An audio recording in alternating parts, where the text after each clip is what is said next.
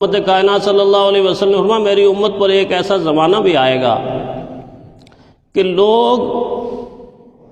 امانت دار شخص کو تلاش کیا کریں گے۔ شام کو ایک آدمی سوئے گا، صبح کو اٹھے گا، اس کے سینے سے امانت رخصت ہو چکی ہوگی، ایک ہلکا سا داغ ہوگا، پھر سوئے گا وہ داغ کم ہو کے چھوٹا سا آبلہ رہ جائے گا، پھر سوئے گا وہ چیز بھی ختم ہو جائے گی، حتیٰ کہ لوگ ایک دوسرے سے پوچھیں گے کہ اس محلے کے اندر، اس شہر کے اندر، اس بستی کے اندر کوئی ایمانت دار امین شخص ہے؟ پھر لوگ اس کی رہنمائی کریں گے کہ فلاں محلے کے اندر سنا ہے کہ ایک آدمی امین ہے، امانت دار ہے۔ رحمت کائنات صلی اللہ علیہ وسلم فرمائیں گے جب لوگ اس کے پاس جائیں گے تو امانت اتنی تیزی سے رخصت ہو رہی ہوگی کہ جس کو لوگ امانت دار سمجھ رہے ہوں گے اس کے سینے کے اندر رائی کے دانے کے برابر بھی ایمان نہیں ہوگا، رائی کے دانے کے برابر بھی ایمان نہیں ہوگا۔ اس طرح امانت کی صفت اٹھ جائے گی۔ اسی لیے اللہ والے اس معاملے میں بڑے حساس حضرت عمر بن عبدالعزیز رحمۃ اللہ علیہ کے سامنے خادم بہت خوبصورت قرآن حکیم کی ایک رحل بنا کے لایا اور سامنے رکھی اور عرض کیا حضرت اس پہ قرآن حکیم رکھ کر تلاوت کیا کریں، اس پر قرآن حکیم رکھ کر تلاوت کیا کریں۔ تو حضرت عمر بن عبدالعزیز رحمۃ اللہ علیہ نے فوراً پوچھا یہ لکڑی جس سے تم رحل بنا کے لائے ہو یہ کہاں سے لی ہے؟ اور کیا حضرت بیت المال میں لکڑیاں پڑی ہوئی ہیں، وہاں سے اٹھا کر میں نے رحل بنوا کے آپ کے لیے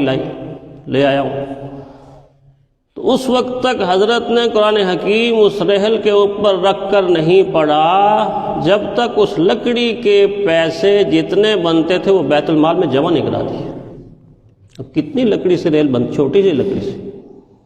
بالکل اسی طرح دوسرے موقع کے اوپر آپ غسل کرنے کا ارادہ کر رہے ہیں اور خادم پانی گرم کر کے لایا اور فوراً وہی سوال کیا کہ لکڑیاں کہاں سے استعمال کی ہیں پانی گرم کرنے کے اندر؟ عرض کیا حضرت بیت المال سے۔ تو حضرت عمر بن عبدالعزیز رحمہ اللہ نے غسل نہیں فرمایا جب تک اتنی لکڑیوں کے پیسے بیت المال میں داخل نہیں کیے، اس وقت تک اس پانی سے غسل نہیں فرمایا۔ رات کو جلتا ہوا چراغ جب بجھاتے تھے اور دوسرا جلاتے تھے تو لوگ کہتے تھے تیل ختم ہو گیا، ہمارا تیل نہیں ختم ہوا، یہ وہ چراغ ہے کہ جس کی روشنی میں سرکاری کام کرتا ہوں، اور جب میں اپنا ذاتی کام کرتا ہوں تو اس چراغ کو بجھا دیتا ہوں، ذاتی تیل جس میں ڈالا وہ چراغ جلاتا ہوں۔ کتنی احتیاط ہے، کتنی احتیاط ہے۔ علامہ ابن سیرین رحمۃ اللہ علیہ تیل کا کاروبار کر رہے ہیں اور تیل میں چوہا مر گیا تو 40,000 درہم کا تیل ضائع کر دیا، مگر امت کے حق میں خیانت نہیں کی ہے، لوگوں کے حق میں خیانت نہیں کی ہے، لوگوں کو حرام نہیں کھلایا ہے۔ دور حاضر کا کوئی تاجر ہوتا تو وہ نکالنے کے بجائے اس تیل کے اندر ہی اس کو رگڑا دے کے اس کو پیس کے کہتا کوئی بات نہیں، آدھا کلو گھی کے اندر آدھا کلو تیل کا اضافہ ہو گیا ہے، لیکن نہیں، 40,000 درہم کا تیل ضائع کر دیا۔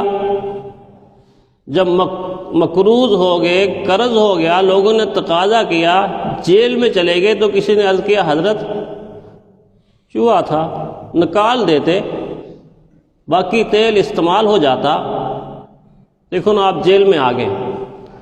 تو فرمایا دوزخ کی آگ بھری جیل سے